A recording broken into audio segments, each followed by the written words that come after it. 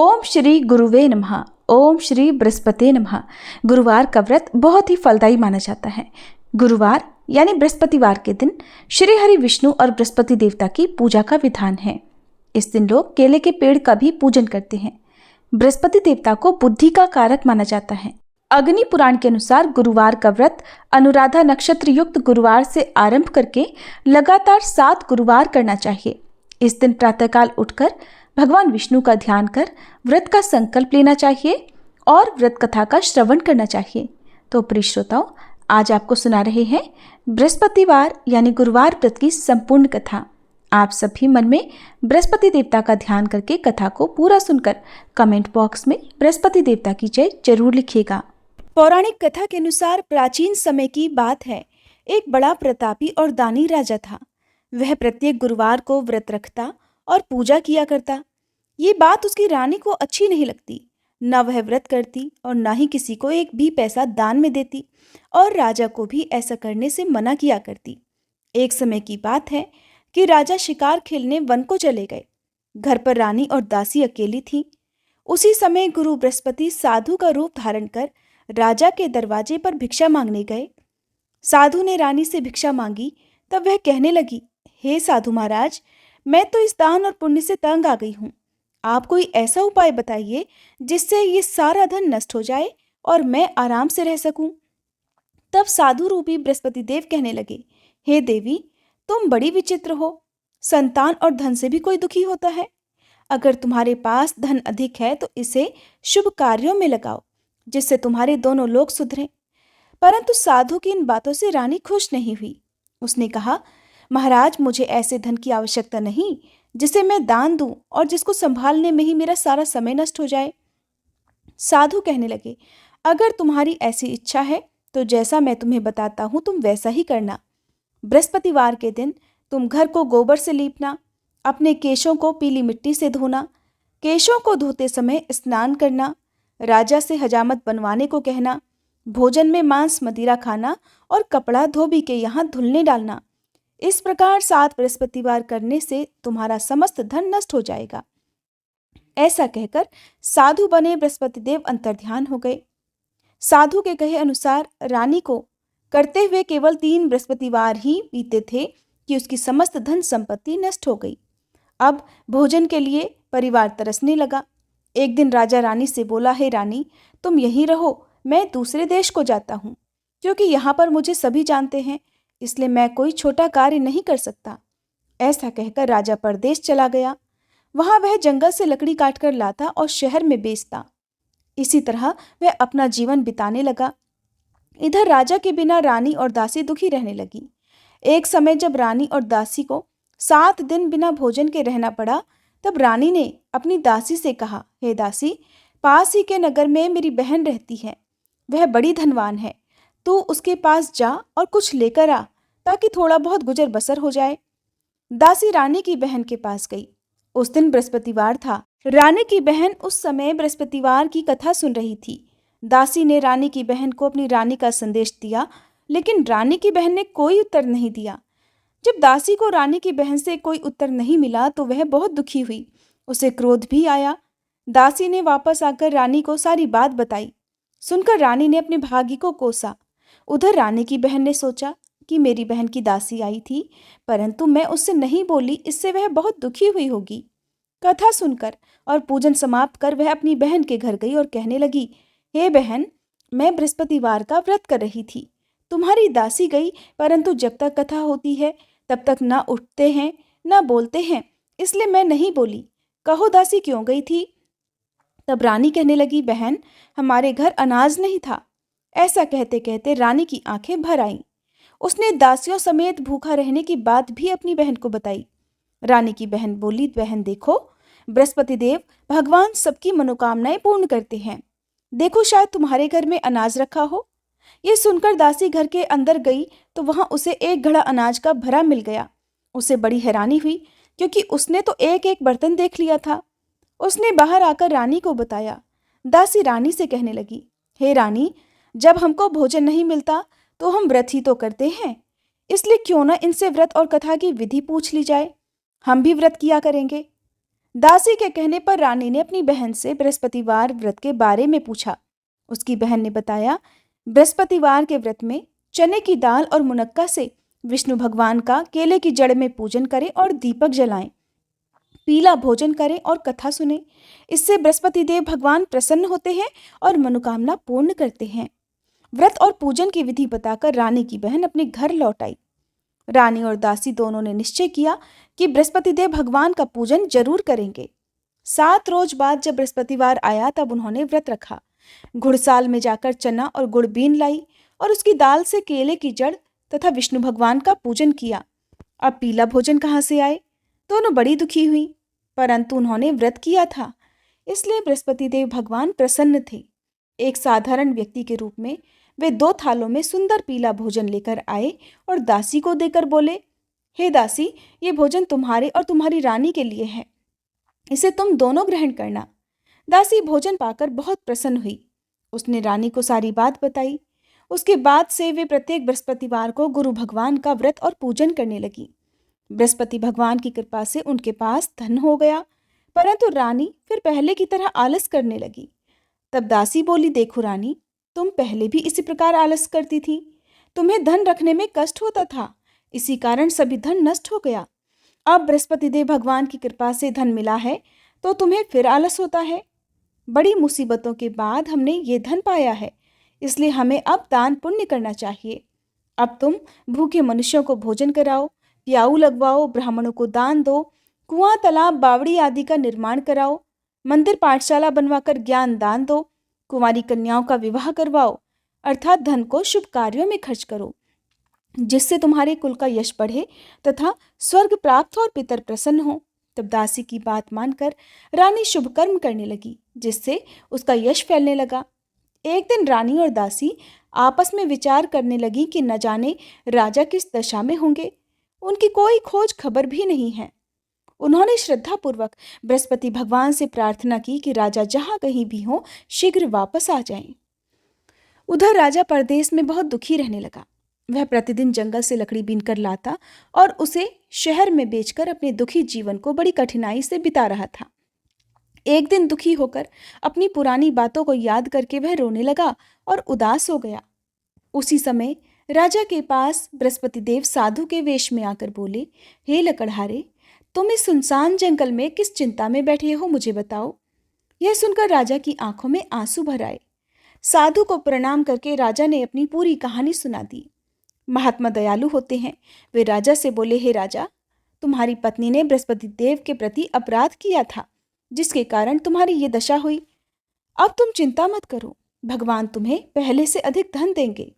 देखो, तुम्हारी पत्नी ने बृहस्पतिवार का व्रत प्रारंभ कर दिया है। अब तुम भी बृहस्पतिवार का व्रत करके चने की दाल और गुड़ जल के लोटे में डालकर केले का पूजन करो, फिर कथा कहो या सुनो। भगवान तुम्हारी सभी कामनाओं को पूर्ण करेंगे।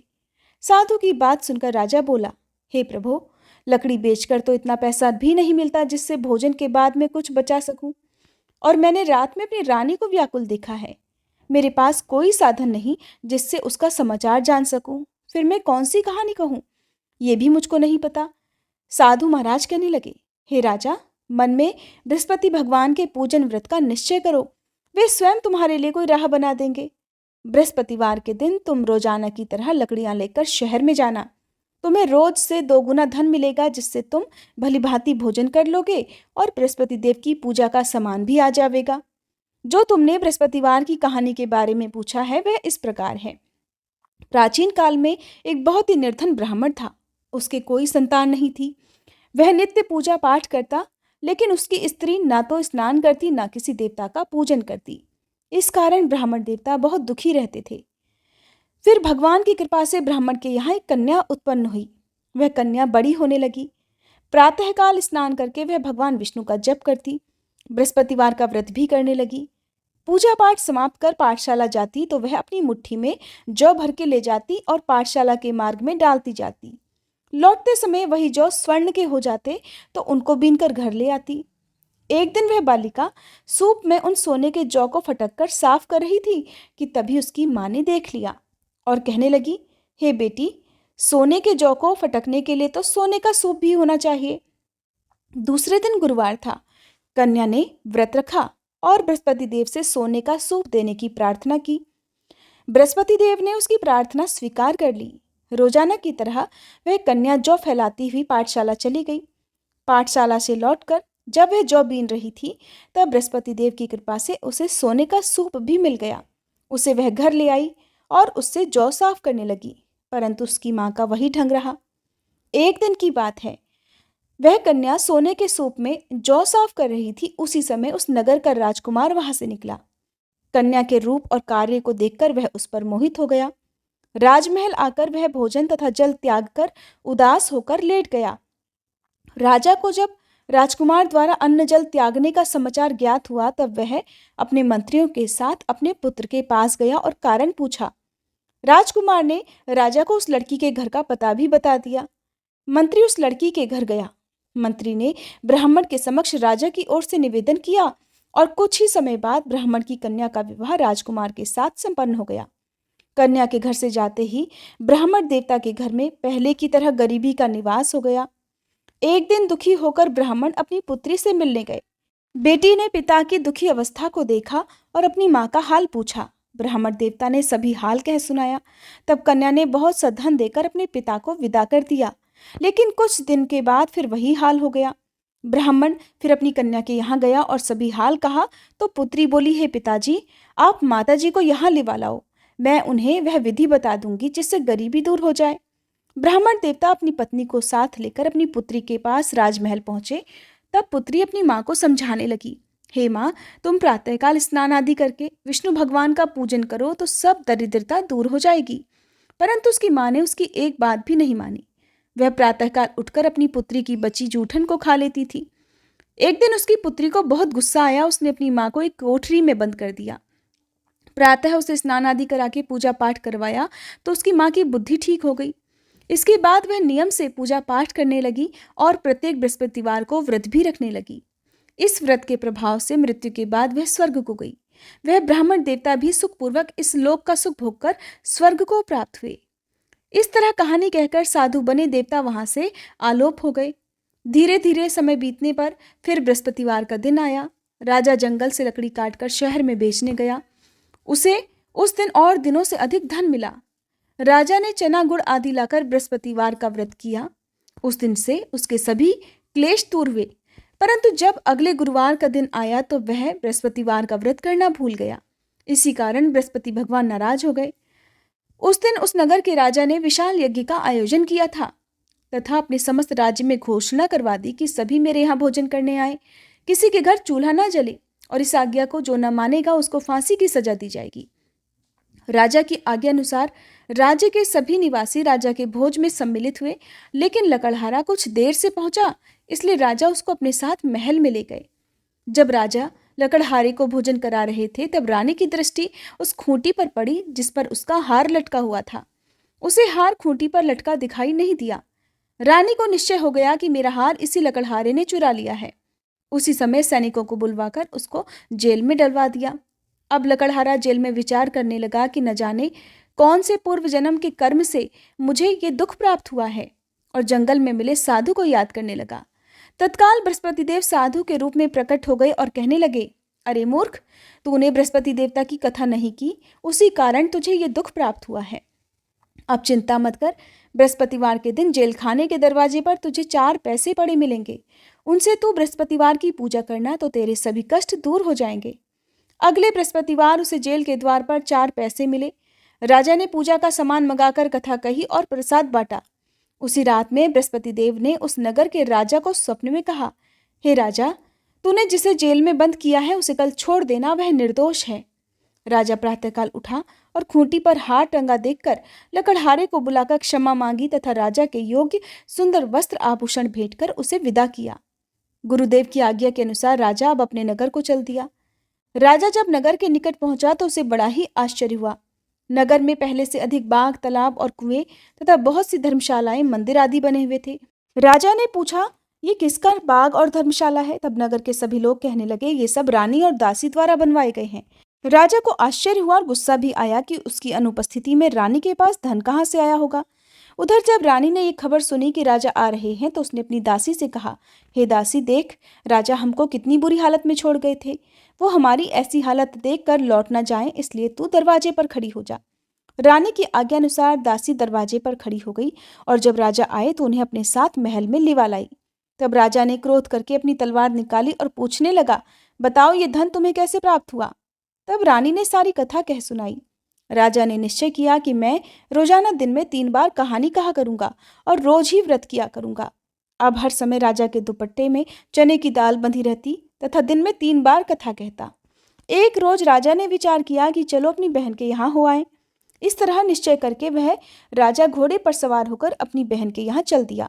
मार्ग में उसने देखा कि कुछ आदमी एक मुर्दे को लिए जा रहे हैं। उन्हें रोककर राजा कहने लगा, अरे भाइयों, मेरी बृहस्पतिवार की कथा सुन लो। वे बोले, लो, हमारा तो आदमी मर गया है, इसको अपनी कथा की पड़ी है। परंतु कुछ आदमी बोले, अच्छा कहो, हम तुम्हारी कथा भी सुनेंगे। राजा ने दाल निकाली और अपनी कथा कहनी शुरू कर दी। जब कथा आधी हुई तो मुर्दा हिलने लगा। जब कथा समाप्त हुई तो राम राम करके वह मनुष्य खड़ा हो गया। राजा आगे बढ़ा। उसे चलते चलते शाम हो गई। आगे मार्ग में उसे एक किसान खेत में हल चलाता मिला। राजा ने उससे भी कथा सुनने का आग्रह किया, लेकिन वह नहीं माना। राजा आगे चल पड़ा। राजा के हटते ही बैल पछाड़ खाकर गिर गए और किसान के पेट में बहुत जोर से दर्द होने लगा। उसी समय किसान की माँ रोटी लेकर आई। उसने जब देखा तो अपने पुत्र से सब हाल पूछा। बेटे ने सभी हाल बता दिया। बुढ़िया दौड़ी दौड़ी उस घुड़सवार के पास पहुंची और उससे बोली, मैं तेरी कथा सुनूंगी, तू अपनी कथा मेरे खेत पर ही चलकर कहना। तब राजा ने लौटकर बुढ़िया के खेत पर जाकर कथा कही, जिसके सुनते ही बैल खड़े हो गए तथा किसान के पेट का दर्द भी बंद हो गया। अब राजा अपनी बहन के घर पहुंच गया। बहन ने भाई की खूब मेहमानी की। दूसरे रोज प्रातःकाल राजा जगा तो वह देखने लगा कि सब लोग भोजन कर रहे हैं। राजा ने अपनी बहन से पूछा कि ऐसा कोई मनुष्य है जिसने भोजन ना किया हो, जो मेरी बृहस्पतिवार की कथा सुन ले। तब बहन बोली, है भैया, ये देश ऐसा ही है। यहाँ लोग पहले भोजन करते हैं, बाद में कोई अन्य काम करते हैं। फिर वह एक कुम्हार के घर गई जिसका लड़का बीमार था। उसे मालूम हुआ कि उसके यहाँ 3 दिन से किसी ने भोजन नहीं किया है। रानी ने अपने भाई की कथा सुनने के लिए कुम्हार से कहा। तब वह तैयार हो गया। राजा ने जाकर बृहस्पतिवार की कथा कही, जिसको सुनकर उसका लड़का ठीक हो गया। अब तो राजा की प्रशंसा होने लगी। एक दिन राजा ने अपनी बहन से कहा, बहन, अब मैं अपने घर जाऊंगा, तुम भी तैयार हो जाओ। राजा की बहन ने अपनी सास से अपने भाई के साथ जाने की आज्ञा मांगी। सास बोली, हाँ चली जा, मगर अपने लड़के को मत लेकर जाना, क्योंकि तेरे भाई की कोई संतान नहीं होती है। बहन ने अपने भाई से कहा, हे भैया, मैं तो चलूंगी, मगर कोई बालक नहीं जाएगा। तब राजा कहने लगा कि जब बालक ही नहीं जाएंगे तब तुम भी चलकर क्या करोगी। और अपनी बहन को भी छोड़कर दुखी मन से राजा अपने नगर को लौट आया। राजा ने अपनी रानी से सारी कथा बताई और बिना भोजन किए वह शैया पर लेट गया। रानी बोली, हे प्रभु, बृहस्पति देव ने हमें सब कुछ दिया है, वे हमें संतान भी अवश्य देंगे। उसी रात बृहस्पति देव ने राजा को स्वप्न में कहा, हे राजा, उठ, सभी सोच त्याग दे, तेरी रानी गर्भ से है। राजा को यह जानकर बड़ी खुशी हुई। 9वें महीने रानी के गर्भ से एक सुंदर पुत्र पैदा हुआ। तब राजा बोला, हे रानी, स्त्री बिना भोजन के रह सकती है, परंतु बिना कहे नहीं रह सकती। जब मेरी बहन आए तब तुम मुझसे कुछ मत कहना। रानी ने हाँ कर दी। जब राजा की बहन ने यह शुभ समाचार सुना तो वह बहुत खुशी हुई और बधाई लेकर अपने भाई के यहाँ आई। रानी ने तब उसे आने का उलाहना दिया। जब भाई अपने साथ ला रहे थे तब तो टाल गई, उनके साथ नहीं आई और आज अपने आप ही भागी भागी बिना बुलाए आ गई। तब राजा की बहन बोली, भाई, मैं इस प्रकार ना कहती तो तुम्हारे घर औलाद कैसे होती। बृहस्पति देव सभी कामनाएं पूर्ण करते हैं।